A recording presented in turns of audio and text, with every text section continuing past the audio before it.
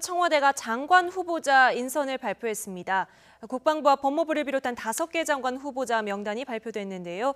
유용화 평론가와 함께 자세한 얘기 나눠보겠습니다. 안녕하세요. 네, 안녕하십니까. 네. 일단 좀 정리를 해볼까요? 네. 교육부 총리 겸 장관 후보자에 김상곤 전 교육감, 경기도 교육감이 지명이 됐고요. 네. 법무부 장관 후보자에 안경환 전 국가인권위원장이 지명이 됐습니다.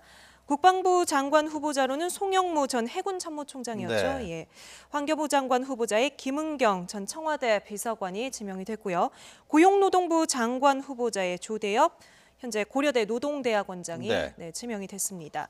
자, 김상곤 전 교육감부터 볼까요? 좀 어떤 인물로 평가가 김상곤 됩니까? 전 교육감은 실제로 교육부 장관 하마평에 꾸준히 올랐었고요. 예. 그동안 1순위로 거론이 됐었습니다. 네. 근데 좀 늦춰졌던 거는 아무래도 인사수석실에서 예. 여러 가지 검증들을 다 하느라고 늦은 게 아니냐 이런 얘기가 있었는데 예상대로 김상곤 전 교육감이 교육부총리 겸 교육부 장관에 지명이 됐습니다. 네. 김상곤 전 교육감은 잘 알려져 있습니다만 경기도 교육감을 하면서 실제로 그 기존의 제도 교육하고 달리 혁신학교라 그래서 네. 혁신학교를 상당히 이제 경기도 지역 내에 많이 육성시키고 또 성공적으로 하면서 예. 많은 호평을 받았던 인물 중에 한 사람입니다. 그래서 교육감을 15대 때, 14대 때 계속 했었고요. 그러나 예. 그 이후에 이제 실제로 민주당의 정치 일선에 발을 들여놓게 되고요. 그리고 지난번 문재인 대표 시절에 그때 민주당이 상당히 위기에 처하고 어려움에 있었을 때 혁신위원장을 맡으면서 민주당의 혁신 방향도 제시했었고요. 그때 네. 상당히 문재인 대통령하고 그 당시 문재인 대표죠. 상당히 어떤 정책적인 면이라든가 이념적인 면이라든가 이러한 공감을 많이 나눴던 인물로 알려져 있습니다. 그래서 이후에 문재인 대통령 후보 캠프에 실제로 중심적인 역할을 맡았었고요. 그리고 호남 쪽 인물로 우리가 이렇게 알고 있습니다. 그래서 아마 이번에 교육부총리 겸 교육부 장관이 지명된 것을 봤을 때 향후에 문재인 정부의 교육 정책이 어떻게 될 것이다라는 걸 가늠할 수 있겠죠. 상당히 좀 기존 교육 정책과 다르게 변화했고 혁신적인 새로운 정책과 교육 모델을 제시하지 않을까 그렇게 예상됩니다.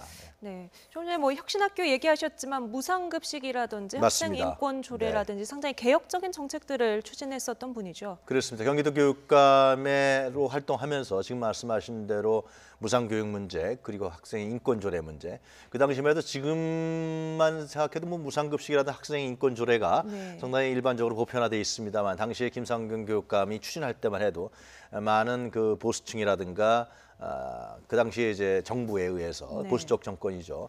많은 반대가 있었습니다. 그러나 이제 경기도 교육감이 경기도 내에 그런 부분들을 실현해 나면서 혁신학교하고 무상교육, 무상급식 문제 이런 부분을 통해서 사실상 그 경기도 지역 주민들의 사실상 지지를 받았던 게 또 사실입니다. 네. 근데 김상곤 후보자도 아무래도 교수 출신이다 보니까 논문 표절 이런 의혹들은 야당 쪽에서 제기를 할 것 같은데 어떻게 전망하세요? 그게 이제 지금 뭐 강경화 후보자라든가 지금 이제 아직 뭐 청문회 보고서 채택되지 못한 여러 후보자가 있지 않습니까?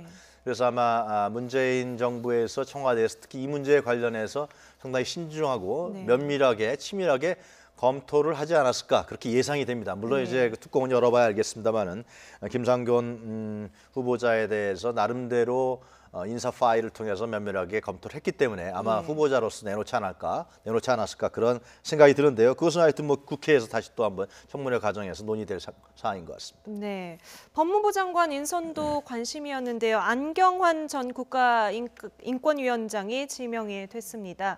어떤 의미가 있다고 봐야 될까요? 안경환 전 인권위원장도 상당히 인권 관계에 있어서 특히 인권위원장을 하면서 제 기억으로는 인권 문제에 대해서 나름대로 격을 올리고 또 상당히 내용적으로 충실하게 했던 인물로 기억이 납니다. 그리고 근데 이 법무부 장관에 안경환 전 인권위원장 임명됐다는 것은 굉장히 특이하죠. 왜냐하면 검사 출신도 아니고 예를 들면 뭐 법조계 출신도 아니고 법학과 그러니까 실제로 그 학계에 있던 인물입니다.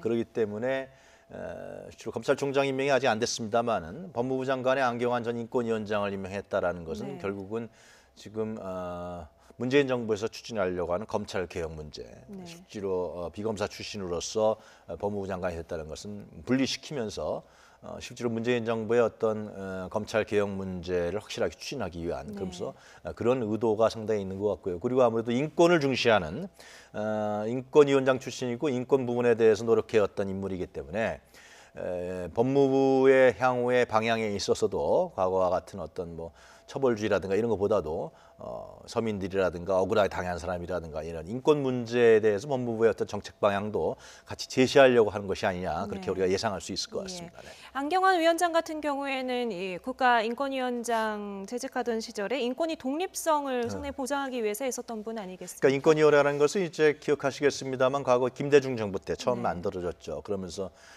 실제로 그동안에 국가에 의해서 보호받지 못했던 이런 일반 국민들, 특히 서민들의 인권을 보호하기 위해서 했던 것이고요.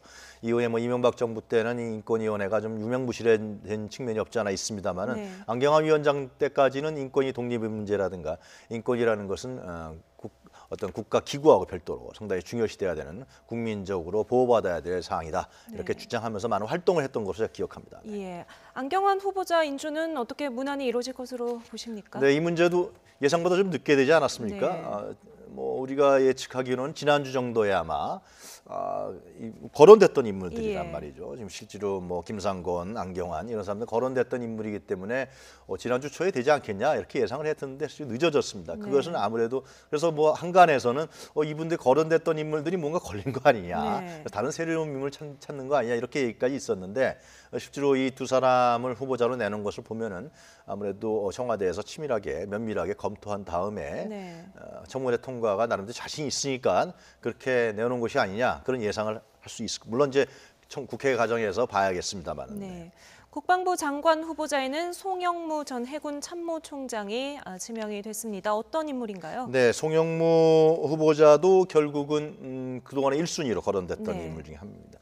그러니까 지금 정의용 안보실장이 사실 군 출신이 아니기 때문에 국방부 장관은 군 출신이 되지 않겠냐. 그리고 송영무 전 총장 같은 경우는 실제로 해군 총장 출신이고요. 문재인 대선 캠프에서도 실제로 많은 활동을 했었고요. 국방안보위 공동위원장을 맡았죠. 네, 그렇습니다. 그래서 여러 군 출신 인사들이 국방부 장관 하명평에 올렸었는데 실질적으로 1순위로 특히 이제 육군 출신이 아니고요. 해군 출신이기 때문에 더 아마 문재인 대통령이 선호하지 않았겠나 그런 생각 듭니다. 하여튼 국방부 장관을 빨리 시급히 임명해야 된다는 것은 실제로 우리 국가 안보라든가 지금 여러 가지 문제가 대내외적으로 처해 있기 때문에 상당히 긴급하게 그런 요구들이 있었는데 아마 이 문제도 좀 늦어진 것도 이 송 후보자도 1순위로 거론됐던 인물 중에 한 사람입니다. 하마평으로. 좀 늦어진 것도 결국은 여러 가지의 인사라든가 파일이라든가 이런 부분들을 좀 면밀하게 검토하지 않았을까 그런 예상합니다. 1순위로 거론이 되면서도 뭐 참모총장 재직 시절에 군납비리 사건 적절히 처리를 했느냐 뭐 이런 의혹들이 제기가 됐었는데 이 부분을 아무래도 검토를 상당히 오래 한 것 같죠. 했겠죠. 하여튼 뭐 지금 이런 상황에서 지금 몇몇 후보자들이 야당에서 아주 극렬하게 반대하고 있는 상황에서 또 예를 들면 문제가 있는 사람들을 내놨다 그러면은 실제로 문재인 정부가 국회 운영이라든가 국정 운영을 펼쳐나가는데 상당히 장애의 요소가 되지 않겠습니까? 물론 뚜껑을 열어봐야겠습니다만 이렇게 내놨다는 것은 나름대로 자신감이 있기 때문에 하지 않을까 생각이 들고요. 그리고 이제 송 장관 후보자는 물론 인사청문회 통과 여부가 있겠습니다. 보고서 채택 여부가 있겠습니다만은 결국은 지금 현재 여러 가지 나오고 있는 사드 배치 문제 논란으로 나오는 국방 개혁에 대한 문제.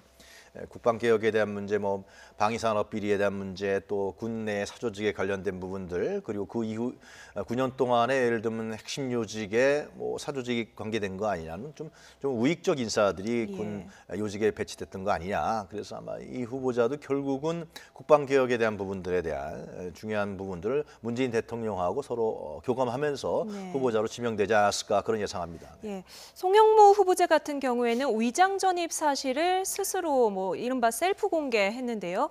셀프 공개하면은 뭐 어느 정도 인사청문회에서 조금 다르게 조금 인식이 될까요? 그만큼 지금 강경화 후보자도 그런 문제가 있지 않습니까? 그래서 이제 청와대가 그런 얘기는 했습니다. 전번에 전병헌 정무수석이 위장 전입 문제가 계속해서 거론되니까 실제로 인사청문회 제도가 통해서 장관들 인사청문회 제도가 시작됐던 2006년을 기준으로 해서 사실상 그 이전에 어떤 위장 전입 부분은 상당히 관행적으로 어떤 그 크게 법적인 위법사항에 대한 인식 없이 물론 문제가 있습니다만은 그래서 그 기준을 발표했기 때문에 아마 송 장관 후보자도 그 기준을 넘어서 예를 들면 2005년 이후에는 위장적인 부분에 걸리지 않았기 때문에 내놓은 것이 아닌가 여겨지는데 먼저 또 선제적으로 얘기했기 때문에 뭐 강경원 후보자와 마찬가지로 이 송 장관 후보자가 국방에 대한 책임을 지는 데 있어서의 능력과 자질 이런 부분들을 얼만큼 국민 앞에 또 청문회 과정에서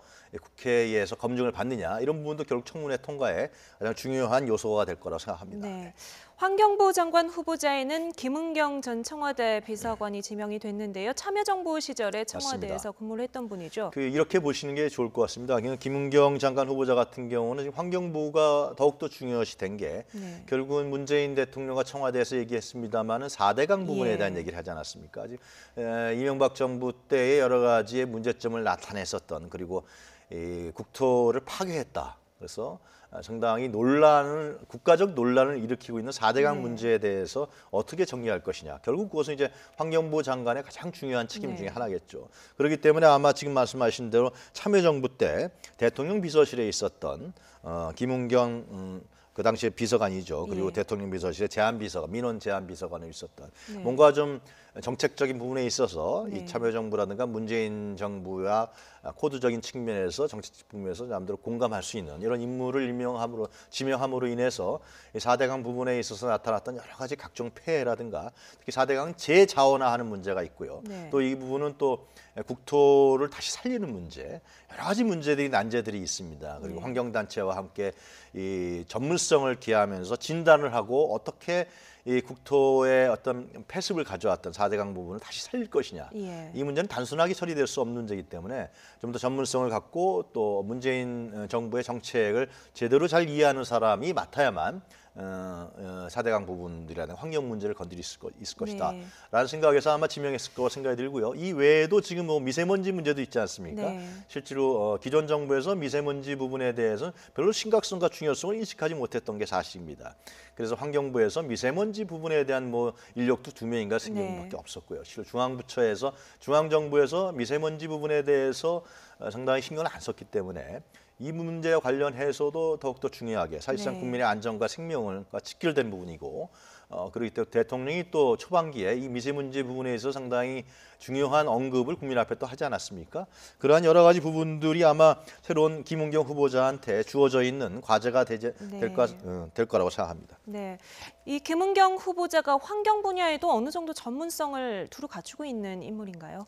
그 문제가 결국 이제 경력상이라든가 여태까지 나타난 부분에 있어서는 뚜렷하게 일단 그런 부분은 드러나고 있지 않습니다만은 그러나 지속가능 발전 비서관을 뭐 대통령 비서실에 했다라든가 여러 가지 부분에 있어서 실제로 나름대로의 검증을 청와대에서 했기 때문에 전문성이 필요한 환경부 장관으로 지명하고 후보자로 내놓지 않았을까 그런 생각이 듭니다. 네, 현재 지속가능성센터 지우의 대표를 맡고 있고요. 뭐 청와대 설명에 따르면 환경 문제와 지속가능 발전이라는 주제에 있어서 뭐 깊은 안목을 가지고 있다라고 평가를 이런 부분들이 하고 결국 있습니다. 청문회 과정에서 실제로 어느 정도의 정책적 전문성과 능력을 갖고 있느냐, 자질을 갖고 있느냐 검토될 것이라고 보여집니다. 네.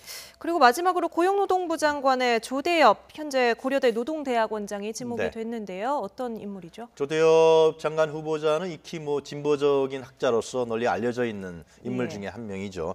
특히 뭐 경력에서 나타납니다만 고려대학교 노동대학원 원장을 하고 있다라는 것은 특히 노동 문제에 대해서 뭐 남다름대로 진보적인 입장을 갖고 있는 사람이고요. 그리고 실제로 문재인 후보 캠프에서 나름대로 또 역할을 했었습니다. 그리고 그 시민사회라든가 민주주의라든가 제가 스크린 전에 했던 기억으로 따지면 공공성 문제라든가 이런 부분에 대해서 나름대로 자기 자신의 담론을 제시했던 그리고 성장 부분에 있어서도 복지를 강조하는 복지적 성장 문제를 강조했던 인물 중에 한 사람입니다. 그렇기 때문에 지금 물론 이제 경제부총리라든가 이쪽 부분에서 이제 일자리 문제라든가 이런 부분들에 대해서 강조를 하고 있겠지만 과연 고용노동부에서도 마찬가지로 이 일자리 창출에 대한 부분들이 상당히 중요한 과제로 들어갈 것이고요.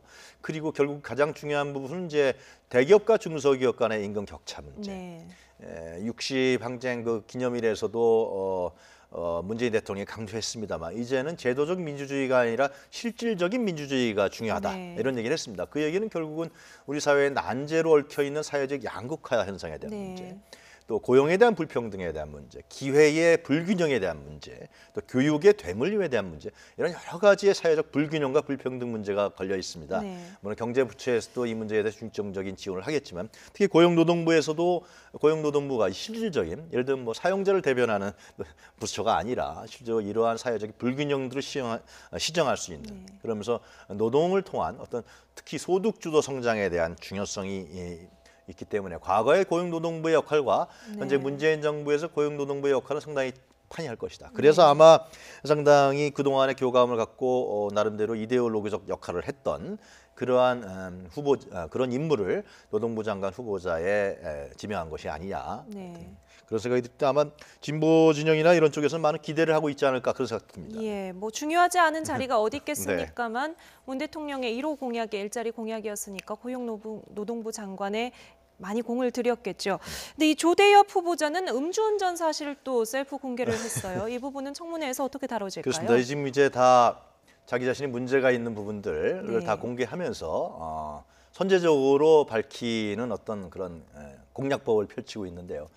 사실상 이제 물론 이제 그 음주운전 부분이 이제 문재인 대통령이 후보 시절에 얘기한 5대 부분에는 들어가 있지 않은 건 사실입니다만은 그러나 사회적으로 봤을 때 도덕적으로 이 문제에 대해서 이렇게 결코 유쾌한 일은 아닌 것이죠. 네. 그리고 특히 고위공직자로서의 품질에 도덕적인 품질에 결코 긍정적인 영향을 미치는 건 아닙니다만은 물론 청문회 과정에서 디테일하게 상세하게 이런 문제가 논의되겠습니다만 과연 어떤 이유로 음주운전을 했는지 언제 했는지 이런 부분에 대해서도 아마 국회에서 그것을 수용할 것인지 아니면 문제 도덕적 흥결로서 문제를 삼아서 뭐 야당에서 반대할 것인지 그것도 지켜봐야겠죠. 네, 국회와 국민의 인식이 어떨지가 지켜봐야 될 것 같습니다. 조금 전에 보신 것처럼 문재인 대통령이 5개 부처 장관 후보자를 새로 발표를 했습니다. 유용화 평론가와 함께 자세한 얘기 나눠봤습니다. 오늘 말씀 감사합니다. 네, 감사합니다.